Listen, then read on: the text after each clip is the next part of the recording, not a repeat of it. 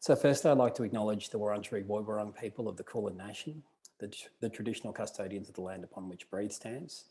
It's also the land upon which I'm broadcasting today, and the first branch that we delivered on Melton was also on that Wurundjeri land. We pay our respects to elders past and present, and to all First Nations people of Australia.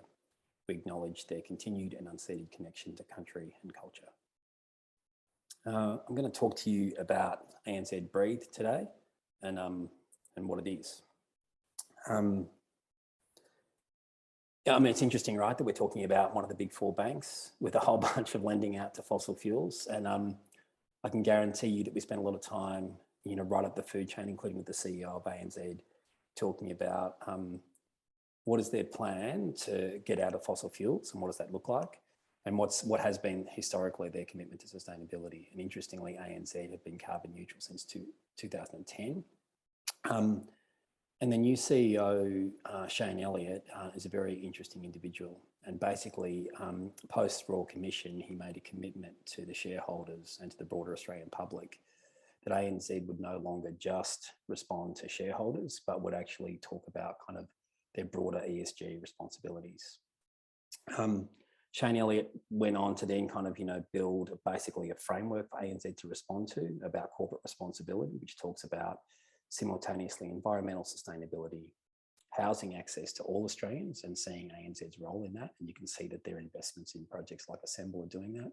And then also about financial wellbeing for Australians. So seeing the divide between the haves and have-nots, and thinking about ANZ branches in the future being an opportunity as places of education to help educate people in kind of financial literacy.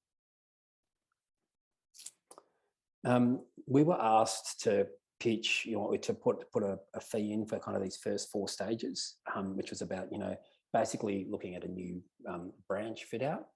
And we spoke to them at length about kind of those value propositions that they'd talked to us about before we put in our fee. And what we spoke to them about was saying, rather than just building you a pilot, let's build you essentially something that's more like an installation piece that we can rapidly prototype, that's built for disassembly. We can add and take parts away from it. We can refine and repeat that.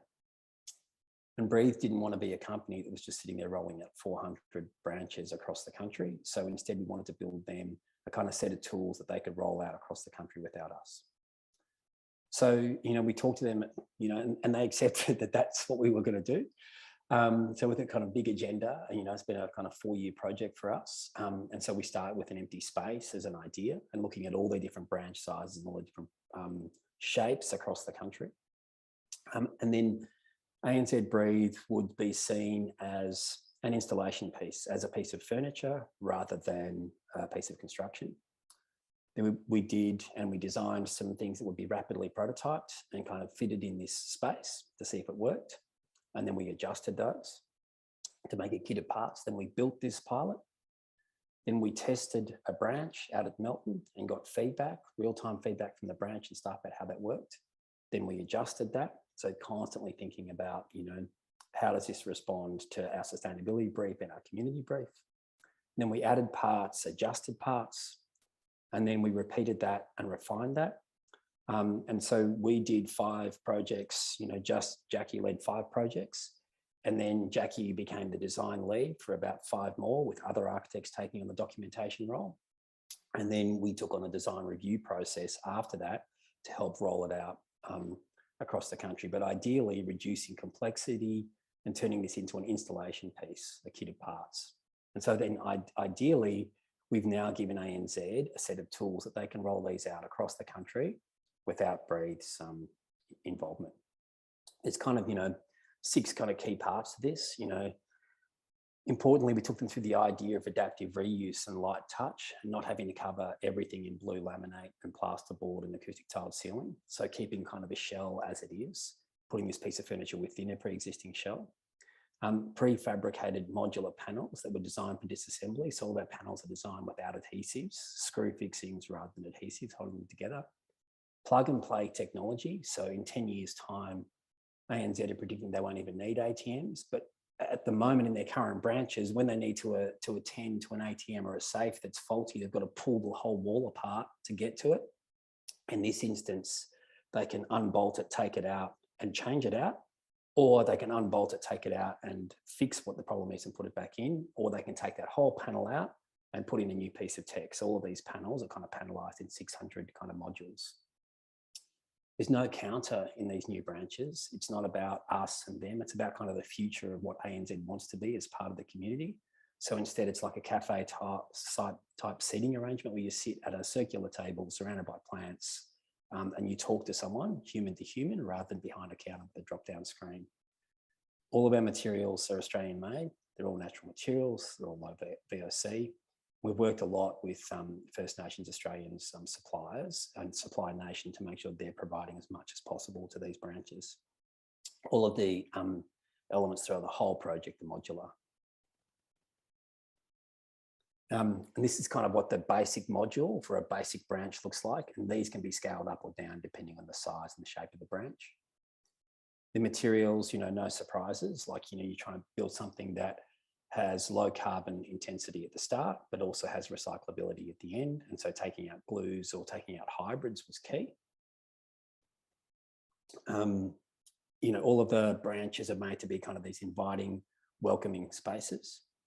They're all modular and can be moved around easily and adapted over time as a branch changes from a place where you might cash your pension check to a place where you might go for education. Each of these panels, you can see where the ATMs are, can be taken out and dropped back in. The whole place is designed for disassembly. And this is like the first, this is in Knox, and it was like the first fit out that has got through the design review process at Knox, not to have a drop down acoustic tiled ceiling in it.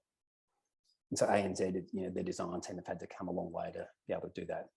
There's biophilia everywhere, and we've worked a lot with them to make sure that they've got the right plant suppliers and the right maintenance plan to make sure there's no plastic plants going in anywhere. And we explain to them the benefits of biophilia and being embedded in landscape.